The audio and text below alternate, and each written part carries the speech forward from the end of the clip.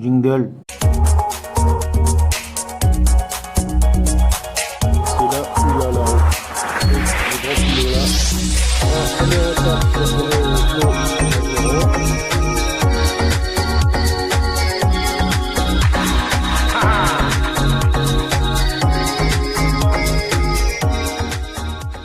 Tu connais le vieux 1000 CBR mulet?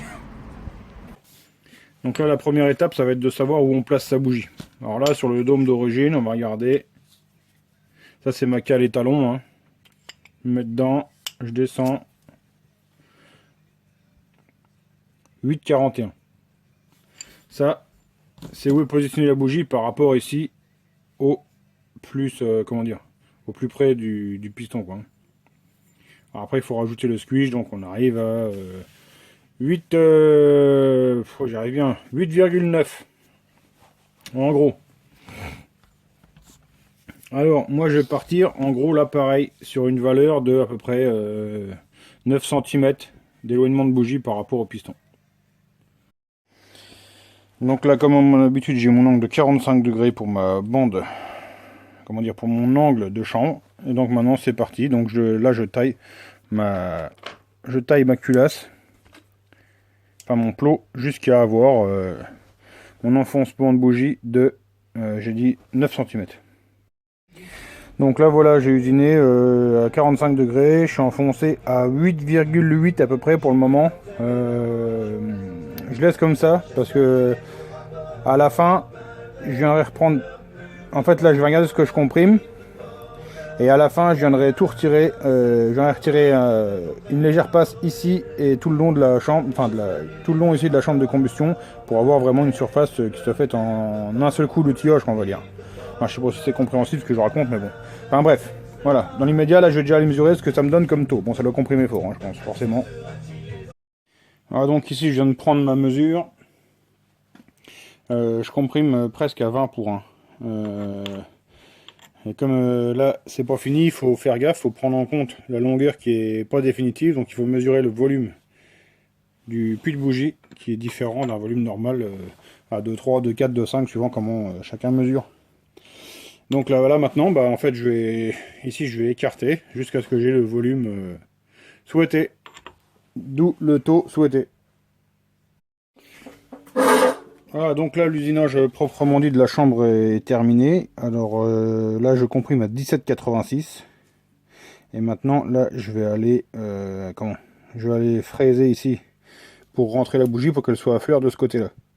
Et après je vais contrôler que je ne me sois pas pané ici en calculant mon volume pour être sûr que j'ai toujours à peu près 17,86. C'est parti. Voilà donc mon plot fini ici. Donc j'ai fait le lamage pour rentrer la bougie. Et là, un petit coup de papier, cassage un peu de l'angle ici. Hein. Voilà, donc là maintenant, j'ai 17,5 de taux. Et on remonte et on met au banc. Voilà, donc là, premier passage, bon c'est la courbe rouge, donc je suis un peu mieux. Bon, c'est pas la folie non plus. Hein. Je suis passé, j'étais à 15,2 de taux. Là, je suis à 17,5. On voit, c'est pas énorme la différence. Donc je vais bosser un peu sur la carburation, je dois peut-être être un peu riche. Bon bah voilà les petits loups, j'ai avancé au banc d'essai, hein, je vous ai pas filmé tout le machin parce que bon c'est un moteur qu'on a déjà vu. Bon. J'ai refait des tests de carburation, tout bon à l'évidence, ça décolle pas, c'est pour la folie. Hein. La courbe c'est celle qu'on a vue tout à l'heure, bon on a gagné un demi-cheval en haut, on a gagné quand même un cheval à un moment dans la côte. Bon, mais c'est pas non plus la folie.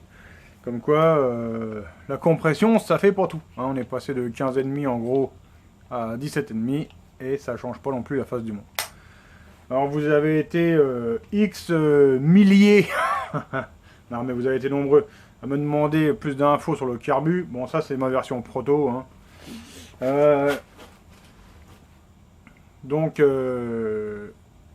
j'ai pas tout dit, je dirais pas tout non plus, parce que bon il y a des trucs quand même que je veux garder secret. Donc notamment en fait j'ai un appareillage autour qui me permet de le faire tourner pas droit. Il tourne pas droit en fait, c'est pour moi désaxer le conduit. Alors après je vous donnerai pas non plus dans quel sens je le désaxe, je vais pas tout vous donner quoi. Donc je rappelle en fait ici il y a une modification du tulipage. pour essayer d'accélérer un peu ce qui rentre à l'intérieur.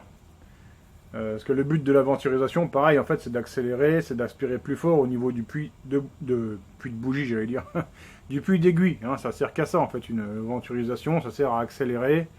Et donc ici, une venturisation, et ici, un tulipage modifié pour accélérer, pour avoir une plus grosse dépression, en fait, au niveau du puits. Donc, je vous rappelle, le trou est désaxé. Il est venturisé. Il est majoré, il est à 35, celui-là c'est le plus gros que je puisse faire. Je pourrais faire plus gros, mais après le carbu serait fragile. Et si c'est pour les péter ici à l'emmanchement, ça sert à rien de donner un truc qui casse sans arrêt, quoi. Bon, je veux rester dans la fiabilité avant tout. Et donc pour le prix, j'en ai pas parlé, c'est 150 balles. Le carbu livré en boîte avec sa fiche, ses stickers, etc. Parce que bon, bah, j'estime que si on achète un truc, il doit être en boîte, donc j'essaie de faire un truc à peu près propre. Voilà. Bon bah sinon, ce moteur-là, faut se rendre à l'évidence, il décollera pas plus. Le carbu, on a vu. Donc je crois que j'ai fait le tour pour aujourd'hui, donc le vlog, il n'y a pas grand-chose dedans. Demain, on attaque... demain, je remonte la varia dedans. Je le termine, je le nettoie, qu'il soit prêt à repartir. Et après, on attaque un moteur Derby. Ah, on va faire plaisir à certains. Enfin de la méca boîte. Derby en 102 fast. Donc là, le carter est déjà fait. Moi, je mets juste le cylindre dessus, réglage au banc, et ça repart chez le collègue. Donc voilà, en attendant, bah c'est tout. Vous avez certainement vu, où je vous invite à aller voir le dernier unboxing sur le haut moteur Stage 6 Racing MK2, qui est sorti à 17 h. Donc si vous ne l'avez pas vu, je vous invite à aller le voir. J'ai un autre unboxing de prévu pour la semaine prochaine.